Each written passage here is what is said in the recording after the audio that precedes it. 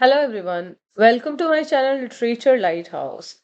आज की क्लास बहुत ही इंपॉर्टेंट है एंड सभी स्टूडेंट्स के लिए इंपॉर्टेंट है, चाहे वो कोई भी एग्जाम की तैयारी कर रहे हो। मतलब अगर नेट और सेट की तैयारी कर रहे हो तो भी बहुत इंपॉर्टेंट है। ग्रेजुएशन या एमए में हो और प्रेस्क्राइब्ड सिलेबस में जोसेफ एंड्रयूज है तो भी बहुत इंपॉर्टेंट है। इसके अलावा कुछ सब्जेक्टिव एग्जामिनेशन है जिसमें ये सिलेबस में प्रेस्क्राइब्ड है, तो उन सभी बच्चों के लिए इंपॉर्टेंट है। तो आज हम डिस्कस कर रहे हैं एलटी ग्रेड मेंस के पॉइंट ऑफ व्यू से जोसेफ एंड्रयूज।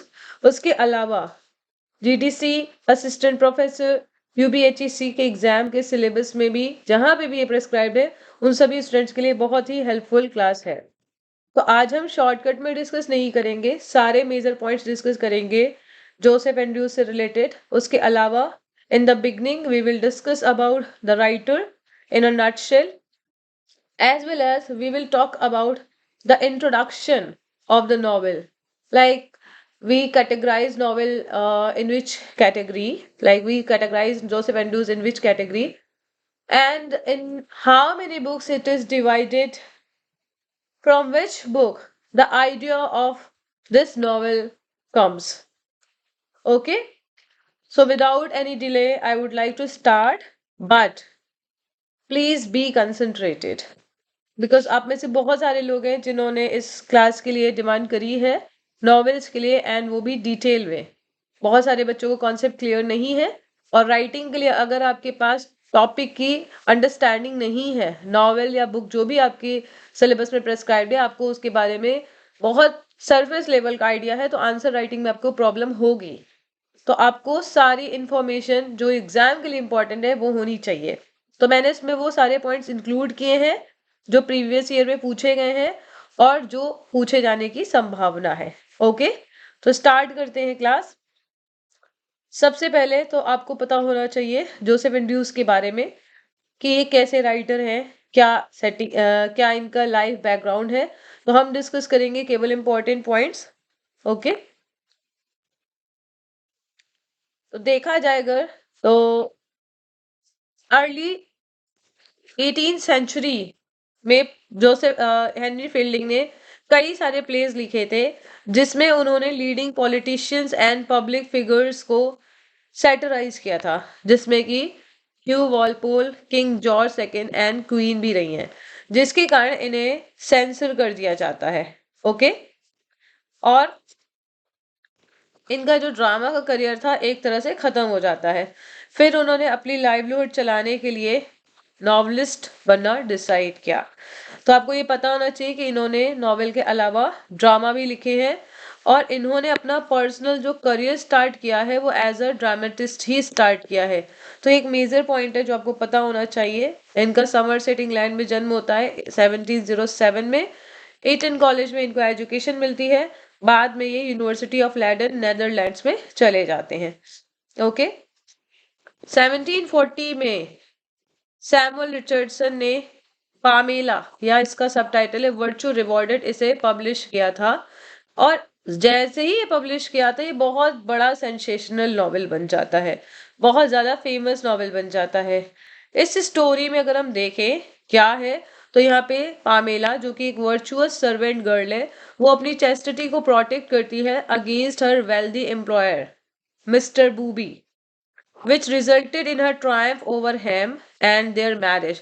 तो धीरे धीरे जो उसकी वर्च्यू है उसकी वजह से जो वेल्दी एम्प्लॉयर जो मिस्टर बूबी है कहीं ना कहीं वो प्रभावित होते हैं, और फिर लास्ट में उनकी शादी हो जाती है।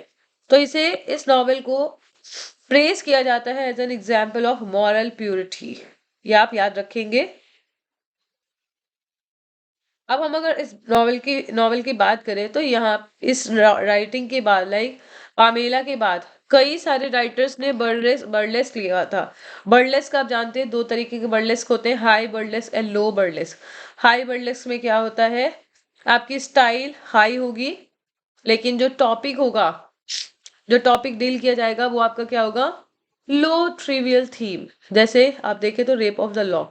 उसके अलावा लो वर्डलिस्ट में क्या होगा, स्टाइल लो होगी लेकिन टॉपिक या theme, not theme but subject matter, वो बहुत हाई होगा, जैसे सैमुअल बटलर का ह्यूडिब्रास। ठीक है, तो कई सारे राइटर ने बर्डलेस्क एंड पैरोडी लिखी पामेला की, और फील्डिंग को ऐसा लगने लगा, उन्होंने ऐसा महसूस किया कि सैमुअल रिचर्डसन का नॉवल बहुत क्लमजी था, प्रेटेंशियस था एंड एब्सर्ड था। Okay, in 1741 he wrote a parody. अभी हमने लास्ट में क्या देखा कि 1740 में पामेला पब्लिश होता है। 1741 में इन्होंने भी बाकी लोगों की तरह पैरोडी लिखने का डिसीजन लिया और उन्होंने लिखा पहला वर्क पैरोडी फॉर्म में, an apology for the life of Mrs Shamela Andrews. ठीक है, जिसमें इन्होंने सैमुअल रिचर्डसन की जो हीरोइन थी पामेला की जगह इन्होंने क्या कर दिया, शामेला। ठीक है, जस्ट अपोजिट दिखाया, शामेला डिसऑनेस्ट थी एंड हिपोक्रेटिकल थी, जबकि हमने पामेला को देखा था she was honest and she was a virtuous lady. ठीक है, तो इस शामेला का कुछ भी लेना देना नहीं था गुडनेस ऑफ हार्ट और स्पिरिट से, तो जस्ट अपोजिट बनाया इन्होंने। तो ये आपको पॉइंट याद रखना है, कई बार एग्जाम में पूछा गया है।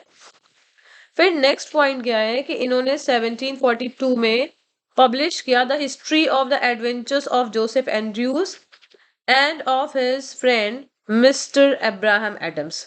ये आपको याद रखना है, पूरा टाइटल आपको पता होना चाहिए। ठीक है, कई बार एग्जाम में पूछा गया है, the history of the adventures of Joseph Andrews and of his friend Mr Abraham Adams.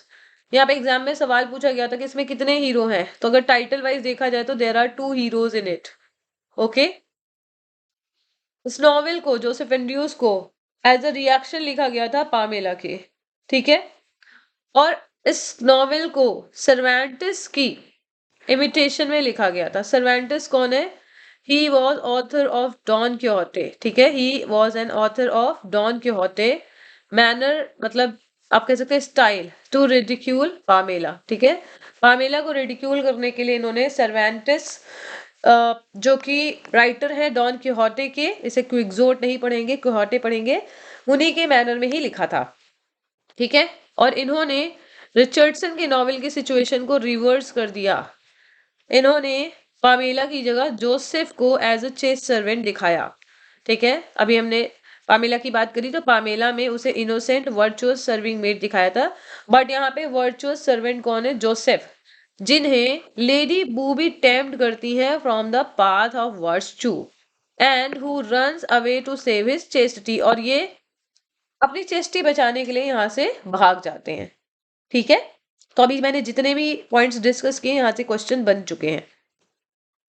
So at this moment in the story Fielding became so engrossed in the narrative. मतलब जब इस टॉपिक को discuss कर रहे थे, जब इस theme को डिस्कस कर रहे थे, तो फील्डिंग अपने नैरेटिव में इतना ज्यादा हो जाते हैं, इनग्रॉस हो जाते हैं कि उनके माइंड से ये तो हट ही गया कि वो तो रिचर्डसन की नॉवेल पामेला की पैरोडी कर रहे थे, रिडिक्यूल करना था उन्हें।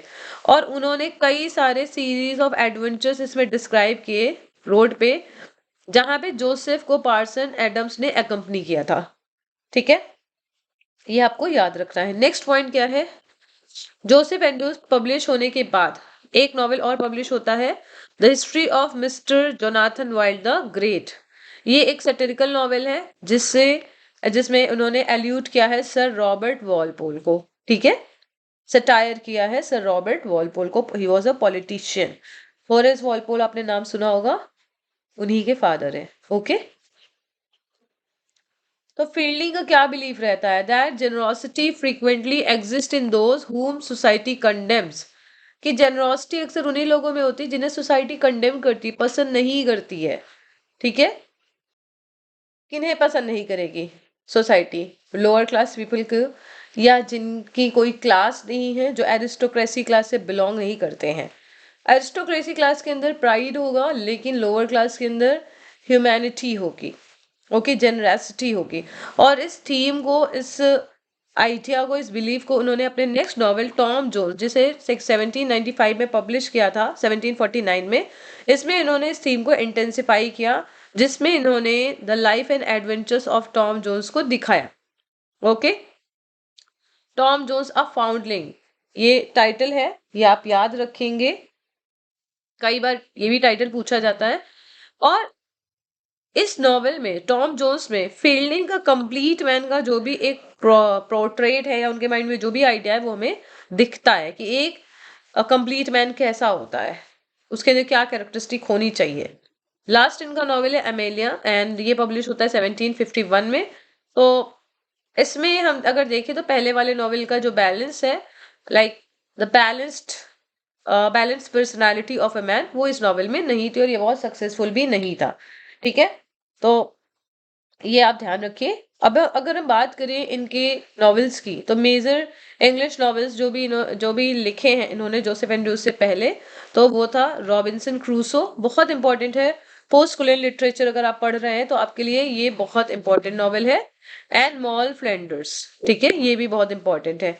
इसके अलावा अगर हम देखें तो सैमुअल रिचर्डसन का पामेला भी बहुत ज्यादा फेमस नॉवेल रहा है। तो ये सैमुअल रिचर्डसन का था और इसके अलावा जोसेफ एंड्रूज का मैंने आपको बताया।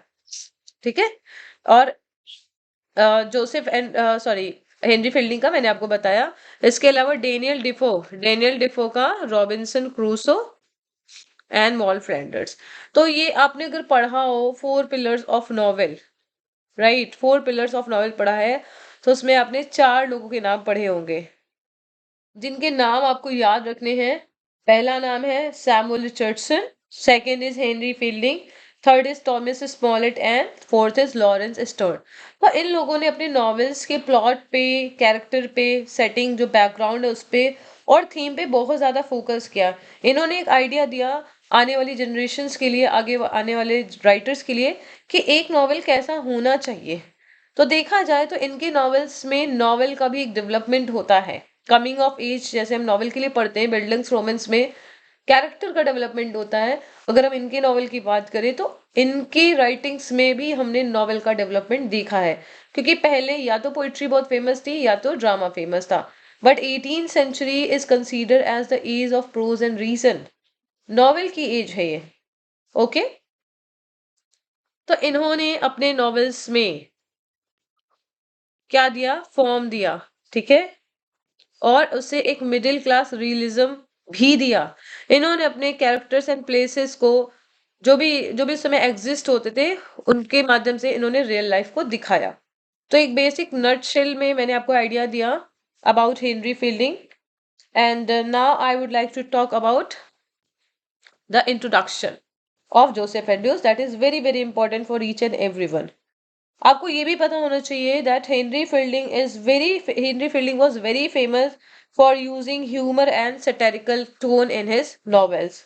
जैसे मैंने आपको बताया, सोसाइटी को सैटराइज कर रहे हैं या किसी पर्टिकुलर पॉलिटिशियन को सैटराइज कर रहे हैं, और उन्होंने पॉलिटिकल सटायर भी लिखी है। ओके, तो अगर हम जोसेफ एंड्रूज की बात करें तो मैंने आपको बताया it was originally written to ridicule Richardson Pamela. Okay, और रिचर्डसन का पामेला पब्लिश हुआ था 1740। ओके, और जोसेफ एंड्रूज पब्लिश होता है 1742। ये आपको याद रखना है। फील्डिंग ने इस सटायर के माध्यम से उन्होंने कंट्राइव किया ये सटायर को, कैसे उन्होंने रिचर्डसन के नॉवेल की सिचुएशन को टोटल रिवर्स कर दिया। एंड उन्होंने वर्चुअस सर्विंग मेड पामेला की बजाय एक चेस सर्वेंट जोसेफ को इंट्रोड्यूस किया, whom Lady Booby tries to tempt from the path of virtue and who runs away to save his chastity. Okay, ये इन्हें अपने पास से भटकाने की कोशिश करती हैं, लेकिन वो अपनी चेस्टी बचाने के लिए भाग जाते हैं। तो हम बहुत सारे एडवेंचर्स इसमें देखते हैं जिसमें जोसेफ के साथ पार्सन एडम्स रहते हैं, जो भी फील्डिंग ने यहाँ पे डिस्क्राइब किया है, और उन्होंने एडमायरेबली ही डिपिक्ट किया है। और इस तरह हम देखते हैं कि एक ऐसा नैरेटिव बनता है जिसमें हम एकदम एब्जॉर्व हो जाते हैं, खो जाते हैं, है ना। तो अब कैरेक्टर्स देखते हैं, क्योंकि यहाँ से आपके शॉर्ट आंसर या लॉन्ग आंसर क्वेश्चन बन सकते हैं। तो आपको पता होना चाहिए कि कौन कौन से कैरेक्टर हैं जो बहुत इंपॉर्टेंट है यहाँ पे। जोसेफ एंड्रूज एक पैनोरामिक नॉवल है। पैनोरामिक नॉवल कैसा होता है, जैसे आपने मोबाइल में अपने देखा होगा ना पैनोरमा, तो उसमें क्या होता है, फुल व्यू आपका दिखता है। जब भी आप फोटो खींचते हो पैनोरमा की सेटिंग लगा के आपको फुल व्यू दिखता है। तो इस नॉवल के माध्यम से उन्होंने 18th सेंचुरी की जो भी सोसाइटी थी उसका पूरा पैनोरामिक व्यू दिखाया है हमें, हाईएस्ट क्लास से लोएस्ट सोशल क्लास तक। ठीक है, अगर हम शुरुआत के पेजेस देखें तो यहाँ पे जो भी कैरेक्टर हमें दिखते हैं तो हमें क्या पता चलता है, the novel move from the Booby parish to London and back away. तो मतलब हर एक नया पेज एक नया कैरेक्टर इंट्रोड्यूस करता है, और जैसे जैसे नॉवेल आगे बढ़ता है, पहले शुरुआत में बूबी पैरिश हमें दिखती है, मतलब जगह दिखती है, वहां पे कौन कैरेक्टर्स हैं ये हमें पता चलता है। फॉर एग्जाम्पल जोसेफ है एंड मिसेस बूबी है, हम ये सब देखते हैं। एंड उसके बाद लंदन में सेटिंग जाती है, और फिर उसके बाद वापस से बूबी पैरिश में ये सेटिंग हमें दिखती है।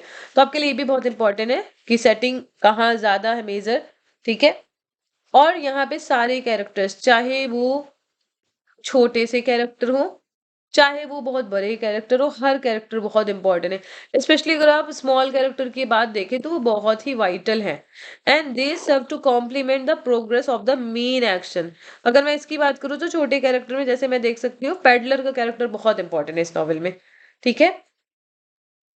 इसके अलावा एक कैरेक्टर है जिसका नाम है पॉस्टिलियन। ठीक है, ये गरीब लड़का होता है, पुअर बॉय होता है। तो ये जब जोसेफ को रॉबर्ट्स लूट के ले जाते हैं तो उनको कोट वगैरह देके वो मदद करता है। ओके। और प्रिंसिपल जो कैरेक्टर्स हैं उनके भी प्रोग्रेस में ये बहुत छोटे कैरेक्टर मदद करते हैं, जैसे मैंने आपको एग्जांपल दिया। फील्डिंग का एक्सपीरियंस जो कि ड्रामा के फील्ड में रहा, कहीं ना कहीं उसके माध्यम से उन्होंने अपने कैरेक्टर्स को रिलेट करने की कोशिश करी। जैसे कि एक्शन को ड्रामेटाइज किया जाता है, सेम एज इन्होंने नॉवेल में भी उस टेक्निक को अपनाया है। अब यहाँ से सवाल बनता है कि इस नॉवेल में कौन कौन से मेजर कैरेक्टर्स हैं, ये आपको नोट करना है। आई होप आप पेन एंड पेपर लेके बैठे हैं। और देखिए, आपको डिटेल में कुछ चीजें पढ़नी चाहिए, शॉर्टकट में चीजें याद नहीं रहती हैं। तो मैं कभी भी शॉर्टकट नहीं अपनाती हूँ। मेरा ये रहता है कि आप जो भी चीज पढ़िए, डेप्थ में पढ़िए, आपको पता होना चाहिए। यदि आपको आइडिया है चीजों का तो कोई बात नहीं, बट यदि आपने पढ़ा ही नहीं है तो फिर आपको चीजों को जानने की जरूरत है। ठीक है। तो इस नॉवेल में मेजर 5 कैरेक्टर्स हैं: Parson Adams, Joseph Andrews, Fanny Goodwill, Mrs Slipslop and Lady Booby. चारों के नाम आपको याद होने चाहिए। अगर हम बात करें पार्सन एडम्स की, पार्सन अब्राहम एडम्स इनका पूरा नाम है जो आपको याद रखना है। ये अनडाउटेडली ऐसे कैरेक्टर हैं जिनका फॉर्चून या इनके लाइफ के साथ जो जो होता है वो रीडर बहुत ही इंटरेस्ट से पढ़ता है। ठीक है। अब इनके कैरेक्टर्स से आपको ध्यान देनी है कि वो कैसे कैरेक्टर्स हैं। ही is a bundle of contradictions. ठीक है। कैसे? ही is a delightful mixture of scholarship and simplicity. मतलब वो बहुत स्कॉलर भी हैं और वो बहुत सिंपल भी हैं। पीडेंट्री भी है उनके अंदर, एंड क्रेडुलिटी भी है। पीडेंट्री मतलब क्या होता है? एक ऐसा व्यक्ति जो हर चीज पे, चाहे वो इम्पोर्टेंट हो चाहे ना हो, हर चीज पे बहुत ज्यादा फोकस करता है। कोई ऐसा व्यक्ति जो बहुत एरोगेंट हो, ठीक है, हर एक छोटी डिटेल पे ध्यान देता। और क्रेडुलिटी मतलब कि ऐसा व्यक्ति जिसके अंदर ये चीज है कि कोई भी जिसे जो चीज बताए उसको वो सच मान ले। तो ये कैसी है? ये कंट्रोडिक्टरी आप कह सकते हैं कैरेक्टरिस्टिक है। ठीक है। He is a scholar with a perfect knowledge of Greek and Latin. ठीक है। And of such modern and European language as French and Italian. तो इन्हें इन चीजों का भी नॉलेज है, और वो कभी कभी लैटिन एक्सप्रेशन को भी यूज करते हैं। तो अब जब आप नॉवेल को देखेंगे, नॉवेल जब आप पढ़ेंगे तो आपको पता चलेगा कि उनके साथ हमेशा एक एस्किलीस के प्लेस की मैन्युस्क्रिप्ट रहती है। किस लैंग्वेज में? ग्रीक लैंग्वेज में। तो ये आपके लिए इंपॉर्टेंट पॉइंट है। He always carries a manuscript of Aeschylus plays in Greek. इन्हें कौन कौन सी लैंग्वेज आती है? ग्रीक एंड लैटिन आती है, फ्रेंच एंड इटालियन भी आती है, मॉडर्न एंड यूरोपियन लैंग्वेज है ये। और अक्सर वो लैटिन एक्सप्रेशन को यूज करते हैं नॉवेल में, जर्नी में। ओके। और वो इररिप्रोचेबल एडवाइस देते हैं जोसेफ को about fortitude and resignation, but he is overwhelmed with grief when his child is reported to be drown. Fortitude क्या होता है? फॉर्टिट्यूड मतलब कि जब आप दुख में हो, परेशानी में हो, तो आपके अंदर इतनी सहनशीलता होनी चाहिए कि आप उस दुख में डूब ना जाओ। मतलब अगर आपको कोई चीज परेशान कर रही हो तो आपको हमेशा करेज दिखाना चाहिए, आपको पेशेंस दिखानी चाहिए। तो जब जोसेफ के साथ ऐसी चीजें होती है तो वो उसे समझाते हैं कि तुम्हें हिम्मत नहीं हारनी चाहिए। लेकिन जब उनके बच्चे के साथ ये घटना होती है, जब उन्हें लास्ट में पता चलता है कि उनका बच्चा डूब गया है, तो बिना चीजों की परवाह किए वो कूद जाते हैं उसे बचाने के लिए। ठीक है। अगर हम डिसिप्लिन की बात करें, डिसिप्लिन, मैरिज या फेथ की बात करें, तो वो बहुत ही सेंसिबल है। लेकिन अगर बात करें हम इनकी, तो इनको हर कोई रॉन्ग मतलब आवारा पर्सन या जो डिसऑनेस्ट पर्सन है वो उन्हें धोखा दे जाता है। मतलब ये बहुत सीधे साधे व्यक्ति हैं। He believes in the principles of Peter Pounce, ये पीटर पाउंस के प्रिंसिपल्स में बिलीव करते हैं, and humanity of Parson Trulliber. Parson Trulliber एक कैरेक्टर है जो कि बहुत ही आप कह सकते हैं नेगेटिव कैरेक्टर है, और ये मदद नहीं करना चाहते हैं एडम्स की। लेकिन एडम्स तब भी उनकी असलियत नहीं जान पाते, उनको यकीन हो जाता है पीटर पाउंस पे, और उनको यकीन हो जाता है पार्सन ट्रूलिबर के कि इनके इरादे नेक है। पीटर पाउंस कौन है? ये लेडी बूवी के स्टीवर्ड है, सर्वेंट है, ठीक है। और बहुत ही ज्यादा आप कह सकते हैं नेगेटिव कैरेक्टर है, और उन्होंने अपने कुछ आदमियों को भेजा था फैनी को परेशान करने के लिए, रेप करने के लिए, और उनका खुद का भी जो कैरेक्टर है वो बहुत ज्यादा अच्छा नहीं दिखाया गया इस नॉवेल में। ओके। पार्सन ट्रोलेबल एक बहुत ही kind of bad tempered person है, ही इज अ ग्लटन, और इन्हें रिलीजन में बहुत ज्यादा इंटरेस्टेड नहीं है, जबकि ये पार्सन है और वो एडम्स की चैरिटी करने से भी मना कर देते हैं। तो इन दोनों कैरेक्टर्स के बारे में भी पार्सन डेवलप जान नहीं पाते कि कैसे कैरेक्टर्स हैं, ठीक है। अगर हम इनकी कैरेक्टर की बात करें तो ये एक ब्रेव पर्सन है, फ्रेंडली है, एंड विदाउट मेलाइस और एनवी। मतलब इनके मेलाइस मतलब कोई इनके अंदर बेईमानी नहीं है, ठीक है, कोई इनके अंदर धृष्टता नहीं है, वो बहुत ही अच्छे हैं। ना ही इनके अंदर एनवियस कोई कोई भी कैरेक्टरिस्टिक है।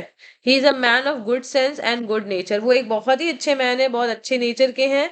लेकिन वो इस दुनिया के तौर तरीकों से बहुत अनजान है, बेवकूफ बन जाते हैं। इनकी उम्र क्या है? 50 ईयर्स ओल्ड है, और इनकी वाइफ है, इनके 6 चिल्ड्रन है, जिन्हें वो बहुत मुश्किल से ही सपोर्ट कर पाते हैं। क्यों? क्योंकि उनकी बहुत छोटी सी इनकम है as a curate. Okay. Curate means who is working as a member of the clergy, and he is a kind of assistant to the vicar or the parish priest. तो ये एज अ क्यूरेट जॉब कर रहे थे, but इनकी income बहुत कम थी। इन्हें beer drinking करना अच्छा लगता है, and he consider all his parishioners specially Joseph and Fanny as his children, ठीक है। तो ये जोसेफ एंड फेनी को अपने बच्चे की तरह मानते हैं।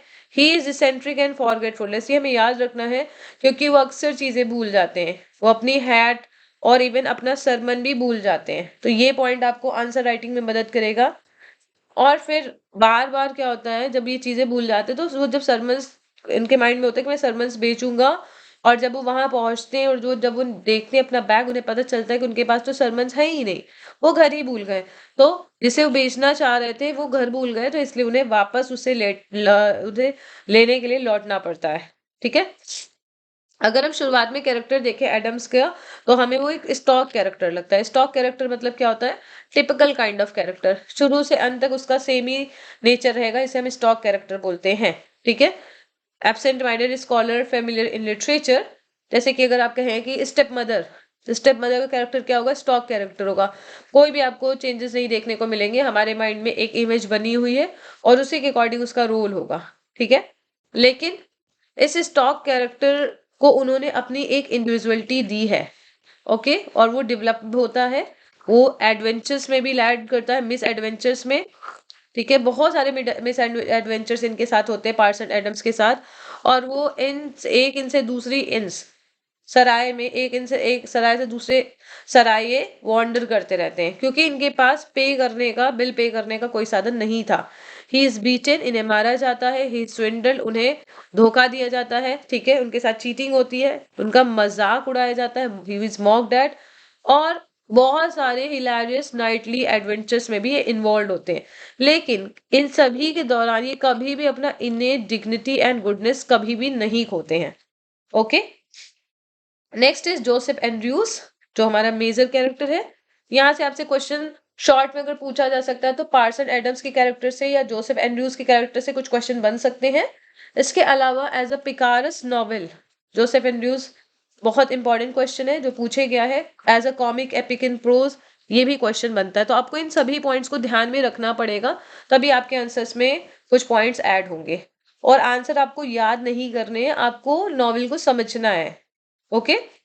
तो जोसेफ एंड्रयूज जो कि ओनली सन है किसके? गफर के एंड गैमर एंड्रयूज के, ये ब्रदर है पामेला के। अगर हम फैक्ट की बात करें शुरुआत में तो हमें इनके पेरेंट्स कौन बताए गए, gamer Andrews and gaffer Andrews, लेकिन हमें बाद में पता चलता है कि वो रियल में तो मिस्टर विल्सन के सन है। और हम इनकी जब कहानी देखते हैं तो हमें पता चलता है कि जोसेफ को जिप्सीज ने, जब वो छोटे बच्चे थे तो जिप्सीज ने स्टील कर लिया था और फिर मिस्टर एंड्रयूज के पास छोड़ दिया था, जिन्होंने उन्हें अपने बेटे जैसा ही बड़ा किया। तो किसी को नहीं पता था कि Joseph mister and Mrs Andrews के बेटे नहीं है। ठीक है। मिस्टर एंड्रयूज कैसे उसे जानते हैं? उन्हें ये रहता है कि उसके ब्रेस्ट पे एक स्ट्रॉबेरी मार्क रहता है। ये बहुत इंपॉर्टेंट पॉइंट है। उसके ब्रेस्ट पे एक स्ट्रॉबेरी मार्क रहता है। ठीक है। और बहुत ही अर्ली एज में, जब वो 10 साल के थे, तो वो as an apprentice sir Thomas Booby के यहाँ काम करने लगते हैं। जब वो 17 ईयर्स के हो जाते हैं तो वो लेडी बूबी के फुटमैन बन जाते हैं। ठीक है। तो ये दोनों पॉइंट इंपॉर्टेंट है। उनको छोटे में ये काम दिया जाता था कि वो चिड़ियों को भगाएं, स्केयर करें। ठीक है, भगाएं। लेकिन उनकी आवाज इतनी म्यूजिकल होती है कि चिड़िया भागने के बजाय और ज्यादा उसकी तरफ आती थी। ठीक है। और जो हाउंड्स थे वो हंट्समैन से टर्न हो जाते थे। ओके। और जो उनकी हॉर्न होती थी, मतलब वो जो भगाने के लिए जो जिस तरह से बोलते थे, कहीं ना कहीं वो सारे जो भी एनिमल्स होते थे या जो बर्ड्स होते थे वो भागने के बजाय उनकी तरफ और अट्रैक्ट होके आ जाते थे। इसलिए उनकी इस जॉब को चेंज किया गया। कौन सी जॉब? स्केरिंग द बर्ड्स, या जो भी एनिमल्स वगैरह आ रहे हैं उनको भगाने का जो भी काम था उनको उनसे हटा दिया गया। ठीक है। इनके कैरेक्टर्स से आपको चीजें याद रखनी है। ये एक वर्चुअस कैरेक्टर है, हैंडसम है, वेल रीड है इन बाइबल, और आर्सन एडम्स से ये इन्फ्लुएंस है। इनके इनके अगर हम कहें इनका नेचर या इनके कैरेक्टर्स, उसमें हमें प्योरिटी दिखती है। इनके टेम्पटेशंस के बीच में भी इन्होंने कभी अपने प्योरिटी को नहीं छोड़ा। ओके। और जब नॉवेल अगर हम देखें, जब नॉवेल की हम नॉवेल को पढ़ते हैं हम, तो वो एक 21 ईयर्स ओल्ड मैन हमें दिखते हैं। शुरुआत में तो हमने देखा कि शुरुआत में उनकी ज्यादा उम्र नहीं थी, 10 ईयर्स के थे जब वो काम करते हैं, लेकिन जब वो बड़े होते हैं तो 21 ईयर्स के हमें यहाँ पे दिखाए गए हैं। As he has a nut brown curly hair and dark eyes. Okay. और जब भी ये डेंजर में होते हैं, जब भी ये खतरे में होते हैं, तो हमेशा फाइट करने के लिए रेडी रहते हैं। कभी भी ही नेवर हेजिटेट्स, कभी भी हेजिटेट नहीं करते अपनी लाइफ को रिस्क में डालने के लिए। और दो कैरेक्टर ऐसे हैं जिनके लिए अपनी जान दांव पे भी लगा सकते हैं। पहला है एडम्स, अब्राहम एडम्स, एंड दूसरे है फैनी, जो इनकी लेडी लव है। Okay. And for the most part हम देखते हैं कि he is nothing more than the amusing figure of a young lover. मतलब ज्यादातर पार्ट में हमें इनका character as a young lover ही नजर आता है, जो कि सिंपल है, फ्रैंक है, मॉरली एंड फिजिकली विगरस है। और अगर हम देखें इनकी लाइफ इस नॉवेल में, तो हमने देखा कि उन्होंने कुछ समय, कुछ टाइम उनकी लाइफ के रोड पे भी बीते हैं। ठीक है। और जिस तरीके से इन एडवेंचर्स ने उन्हें एक बॉय से एक मैन में तब्दील कर लिया, बॉय से मैन में तब्दील कर लिया इन द सेंस कि पहले जब वो छोटे थे तो वो उनके अंदर डर रहता था, लेडी बूबी से वो डरते थे। तो डरते डरते अपनी बहन को, अपनी सिस्टर पामेला को वो लेटर के माध्यम से बताते थे कि उन्हें यहाँ अच्छा नहीं लग रहा है, this is not a good place, वो यहाँ से भागना चाहते हैं। ठीक है। एज अ बॉय वो टिमिड लेटर्स लिखते हैं, डरते हुए लेटर्स लिखते हैं अपनी बहन को। लेकिन जब वो यंग मैन बन जाते हैं तो उन्होंने अपनी बिलवेड फैनी को बचाया था, जब उसे एडम्स ने चाइड किया था, डांटा था। ठीक है। और इसके अलावा और भी उनकी लाइफ में बहुत सारे एडवेंचर्स होते हैं जहां उन्होंने बहुत बहादुरी से अपने आप को प्रेजेंट किया है। ओके। अब बात करते हैं विमेन कैरेक्टर्स की। आई होप आपको कैरेक्टर्स समझ में आ रहे हैं। ठीक है। अब हम देखते हैं विमेन कैरेक्टर्स यहाँ पे कौन है। मेजर हमने दो कैरेक्टर्स जिनसे क्वेश्चन बनते हैं वो हमने डिस्कस किए हैं। विमेन कैरेक्टर्स है यहाँ पे Fanny Goodwill. She is the child of Mr and Mrs Andrews. जैसे मैंने आपको बताया, मिस्टर एंड मिसेस एंड्रयूज इन्होंने जोसेफ को पाला है। ठीक है। रियल पेरेंट्स नहीं है, लेकिन किसी को ऐसा पता नहीं है। ठीक है। और ये सिस्टर है पामेला की। ओके।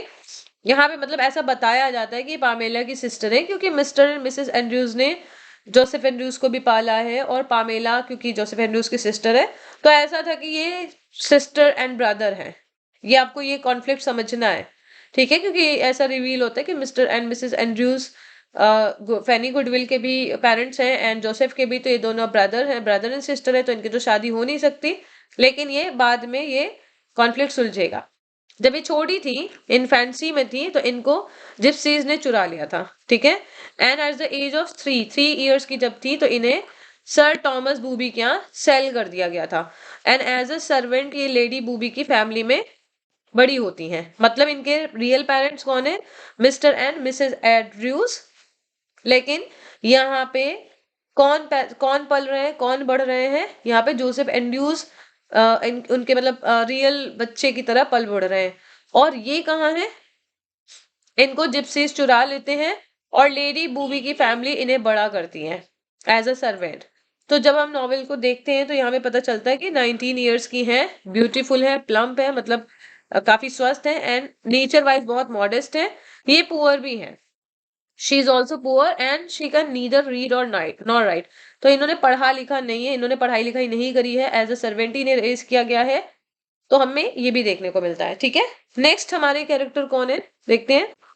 मिसेस स्लिप फ्लॉप बहुत इंपॉर्टेंट कैरेक्टर है, कई बार एग्जाम में पूछा गया है। ये लेडी बूबी की कंपेनियन है and one of the most delightful characters हम इन्हें कह सकते हैं। 45 years old, short, heavy set, red faced, large nosed and pimple character है। नॉट एट ऑल अट्रैक्टिव, ठीक है? ये आप समझ ही पा रहे होंगे कि she is not attractive at all, ठीक है? जेंटल बर्ड से है, मतलब बहुत इनका भी फैमिली बहुत ज्यादा हम कह सकते हैं ज्यादा हाई फाई नहीं है। And she is a daughter of A curate. Curate ये एक क्लर्जी के मेंबर होते हैं और ये विकार को, या जो पेरिस विस्ट है, उनके एज एन असिस्टेंट काम करते हैं, ठीक है? तो इनको भी ऐसा लगता है क्योंकि इनका फैमिली बैकग्राउंड जो था वो प्रीस्टहुड वाला था, लाइक रिलीजन से जुड़ा था। तो इनको ऐसा लगता है कि ये बहुत लर्नेड है और ये अब्राहम एडम से थियोलॉजी पे बहुत बहस करती हैं। और अक्सर इन्हें एक चीज की आदत है, क्या है? मिस प्रोनाउंस करती हैं ये वर्ड्स को, लाइक जो वो कहना चाहती हैं और वो जब बोलती हैं तो वो गलत वर्ड बोल देती हैं, जिसे हमने माला प्रोपिज्म नाम हम कह सकते हैं। तो माला प्रोपिज्म टर्म कहाँ से आती है? ये टर्म आती है रिचर्ड शेरिडन के प्ले द राइवल से, जहाँ पे एक कैरेक्टर थी मिसेस मालाप्रॉप, और ये हर वर्ड्स को बहुत गलत प्रोनाउंस करती हैं।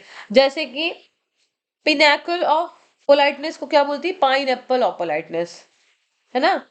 और इलेक्टोरल की जगह क्या वर्ड यूज कर देंगे? इलेक्ट्रिकल। तो ये क्या होता है? ये ह्यूमरस हो जाता है। तो सेम एज यहाँ पे मिसेस स्विफ्ट फ्लॉप को भी वर्ड्स को मिस प्रोनाउंस करने की आदत है। तो यहाँ से आपके एक क्वेश्चन बनते हैं, ठीक है? दोनों पॉइंट से। और इनका जो हम कैरेक्टरिस्टिक इनके बिहेवियर की या नेचर की देखें तो इनका जो डिग्निटी है, सॉल्टी है, इंसोलेंस है, इनकी सेंसुअलिटी है, इनको कहीं ना कहीं लाइफ रियलिटी से कनेक्ट करती है। ओके?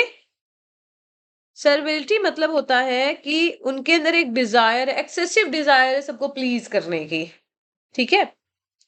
नेक्स्ट कैरेक्टर है हमारी जो फीमेल कैरेक्टर है इसमें, वो है lady booby, the wife of sir Thomas booby.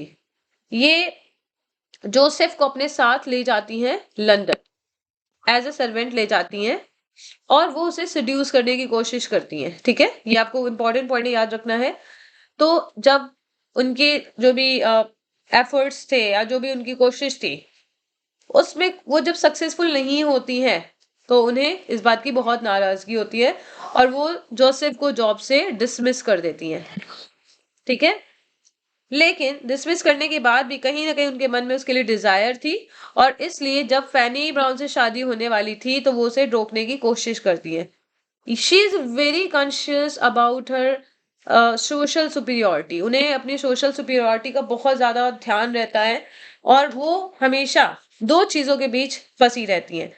पहला तो अपना पैशन जोसेफ के लिए, दूसरा अपना ह्यूमिलिएशन कि उन्होंने अपने सर्वेंट को प्यार किया, ठीक है? तो अगर हम देखें तो इस पूरे नॉवल में उन्होंने अपने आप को, अपने कैरेक्टर्स को बहुत ज्यादा रिवील किया है अपने एक्शन के थ्रू। जैसे उन्होंने जोसेफ को सिड्यूस करने की कोशिश करी और उन्होंने पूरी कोशिश करी कि उसकी मैरिज को, जोसेफ की फैनी के साथ मैरिज को थ्वार्ट करने की कोशिश करी, मतलब कैंसिल करने की कोशिश करी। तो इस पूरे नॉवल में हम देखते हैं कि वो एक proud ruthless, vain, selfish and hypocritical as well as immoral characters हमें नजर आती हैं। अगर आपको क्वेश्चन मिल बनता है कैरेक्टराइजेशन से, तो आपको इन सारे पॉइंट्स को ऐड करना है अलॉन्ग विद द कोटेशंस। ठीक है, तो कोटेशंस आपको निकालनी पड़ेगी। नेट का यूज करके आप कोटेशंस को निकाल सकते हैं। Important quotation that should be appropriate as per the need of the question. वो आप 2 या 3 कोटेशन अपने आप डायरी में नोट कर सकते हैं। It will help you in writing answers. Other minor characters देखते हैं हम। तो माइनर कैरेक्टर्स जिनका इस नॉवल में ज्यादा रोल नहीं है वो है पामेला एंड्रयूज। पामेला एंड्रयूज किस पे बेस्ड है? रिचर्डसन की पामेला पे बेस्ड है, जो कि एज अ सर्वेंट अपनी चेस्टी को अपने रिच एम्प्लॉयर मिस्टर बी से बचाने की कोशिश करती हैं। पामेला में मिस्टर बी बूबी नहीं दिया गया, मिस्टर बी ही दिया गया है, जो उन्हें सेड्यूस करना चाहते हैं। जैसे यहाँ पे हमें लेडी बूबी का कैरेक्टर दिखता है, लेकिन वो फेल हो जाते हैं और लास्ट में वो इतने प्रभावित हो जाते हैं उसके वर्चूज से कि उनके अंदर चेंजेस आ जाते हैं। लास्ट में उससे शादी कर लेते हैं।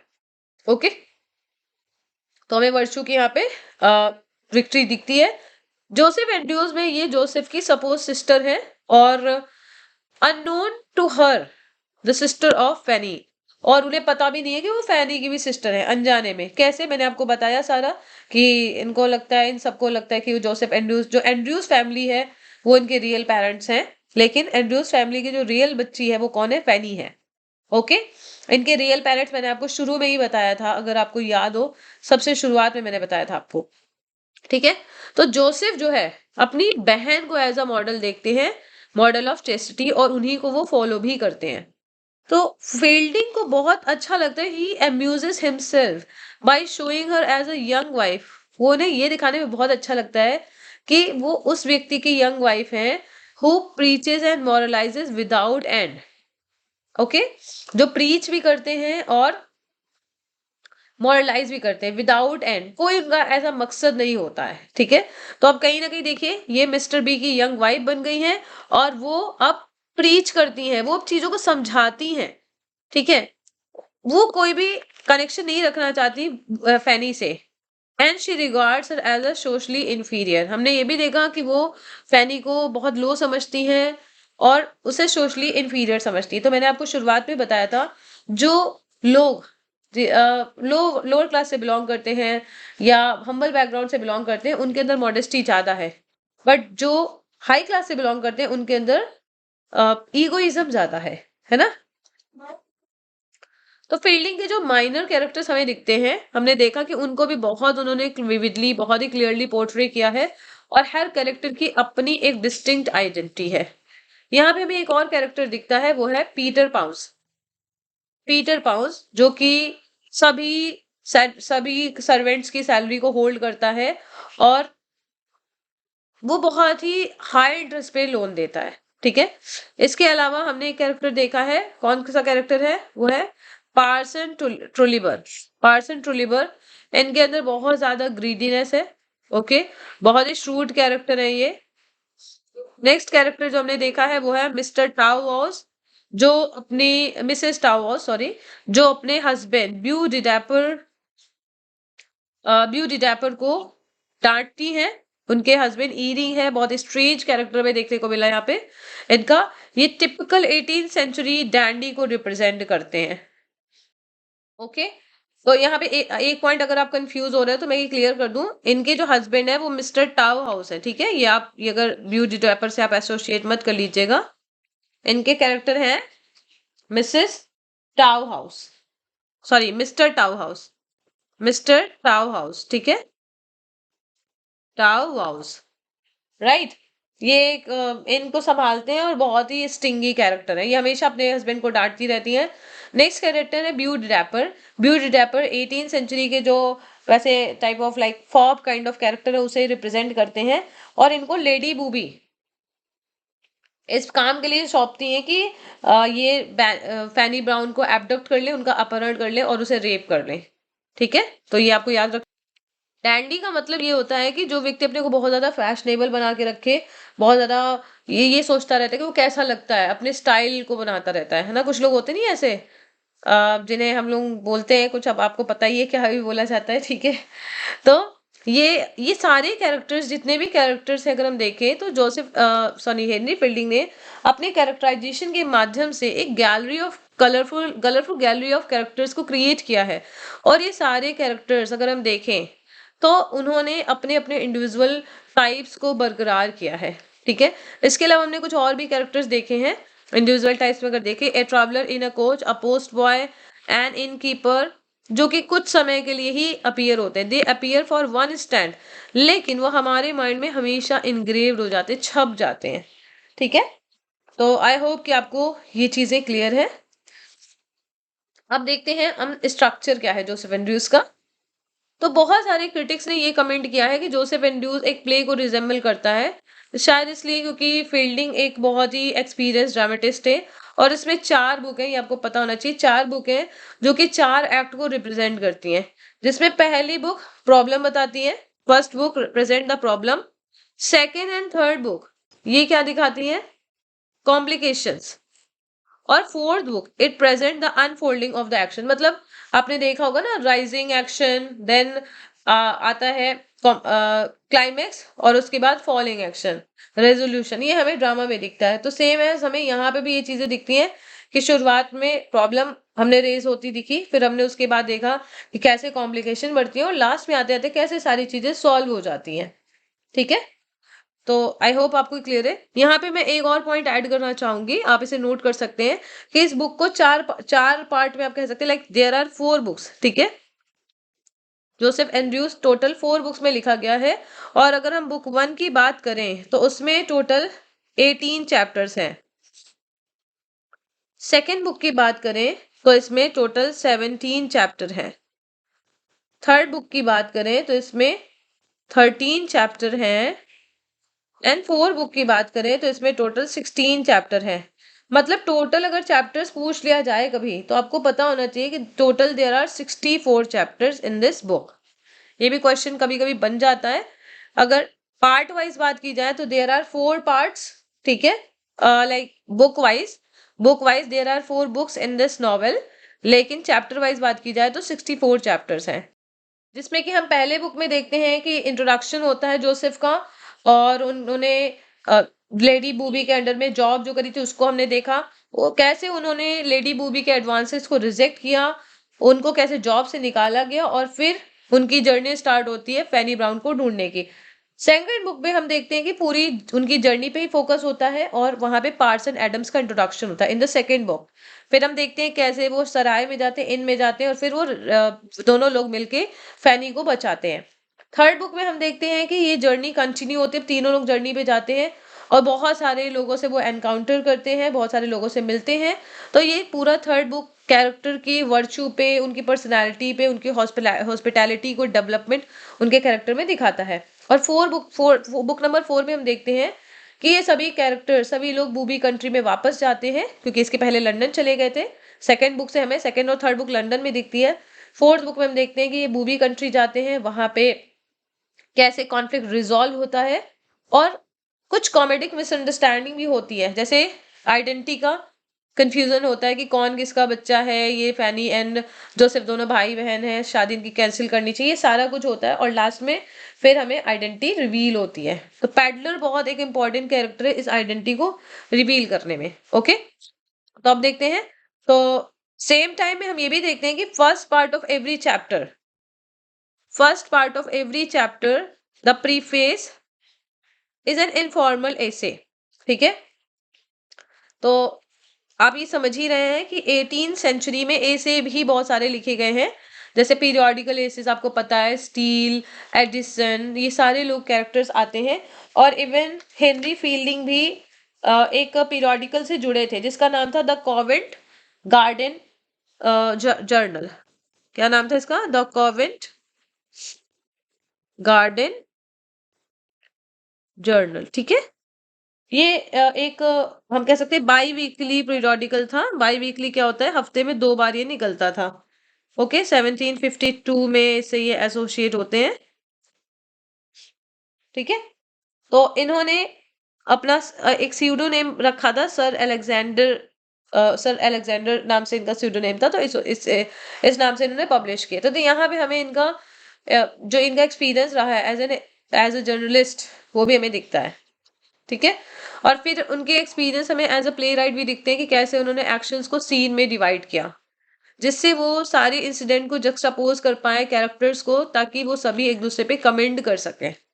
ठीक है, और फील्डिंग ने जब भी ये चाहा कि वो एक्शन को रिटार्ड करे, मतलब अब खत्म करें, तो उन्होंने, मतलब जो भी कॉन्फ्लिक्ट हो रहा है उसे खत्म करे, तो उन्होंने बहुत ही सिंपल तरीके से इसे खत्म किया है। जैसे कि उन्होंने एग्जाम्पल के तौर पे जैसे रेन एंड स्टॉर्म को यहाँ पे एज अ टेक्निक यूज किया है, ताकि ये कैरेक्टर अब रुक जाए। कहाँ पे रुक जाए? इनमें उनका जो एडवेंचर्स था इधर उधर भटकने का, वो खत्म हो जाए। और अब वो वहां से लीव नहीं कर सकते, क्यों? Because they do not have money to pay the bill. तो अब वो वहां से नहीं भाग सकते। फिर उसके बाद उनके साथ क्या होता है, थीव्स उन्हें रॉब कर लेते हैं। ठीक है, या उन्हें जज अरेस्ट कर लेते हैं। लेकिन ये डिवाइसेस इतनी सिंपल हैं कि कुछ भी ऐसा नहीं रहता कि अनएक्सप्लेन है, कुछ भी ऐसा नहीं रहता कि एक्सप्लेन नहीं हुआ है। तो हम देखते हैं कि नॉवेल जो है कहीं ना कहीं हमें ड्रामा के डिसिप्लिन में दिखता है। ठीक है, जो कहीं ना कहीं इस नॉवेल को एक लाइफ देता है। हालांकि इस नॉवेल को हम नॉवेल ऑफ कैरेक्टर्स भी कह सकते हैं, बट अगर हम नॉवेल की बात करें तो इस तरीके से इन्होंने नैरेट किया है कि हमें सारी चीजें रियल लगती हैं। ठीक है, तो आई होप कि आपको ये समझ में आया है। So this was the introductory class for the novel Joseph Andrews. अब क्योंकि क्लास बहुत लेंदी हो गई है, तो अब मैं इसका नेक्स्ट पार्ट जो है पार्ट का समरी का, इसे मैं नेक्स्ट क्लास में कवर करूंगी। तो आप लोग प्लीज कनेक्टेड रहिए, ताकि आप एकदम सीक्वेंस में चीजों को समझ सकें, है ना। मैं आपसे दोबारा से रिक्वेस्ट करूंगी कि आप चीजों को समझिए, कॉन्सेप्चुअल अंडरस्टैंडिंग पे फोकस करिए। अदरवाइज आज के टाइम पे कंपटीशन इतना बढ़ चुका है कि अगर आप सरफेस लेवल पे चीजों को समझेंगे, तो एग्जाम में आपके माइंड में चीजें नहीं आएंगी, क्योंकि एग्जाम का प्रेशर इतना ज्यादा होता है कि हम आती हुई चीजों को गलत कर देते हैं। तो ये छोटी छोटी चीजें जब आप फुल कंसंट्रेशन के साथ सुन रहे होते हैं, तो ये छोटी छोटी चीजें आपको एग्जाम में बहुत मदद करती हैं। जैसे मैंने आज बहुत सारी चीजें बताई जो हो सकता है सब्जेक्टिव एग्जाम के लिए उतनी ना नेसेसरी हो, लेकिन आप में से बहुत सारे लोग अलग अलग एग्जाम की तैयारी कर रहे हैं, है ना। तो ये कहीं ना कहीं तो आपको काम आएगी ही। तो हम इसके नेक्स्ट सेशन में डिस्कस करेंगे समरी ऑफ जोसेफ एंड्रयूज। ठीक है, तो मिलते हैं नेक्स्ट क्लास में। Thank you so much, bye bye.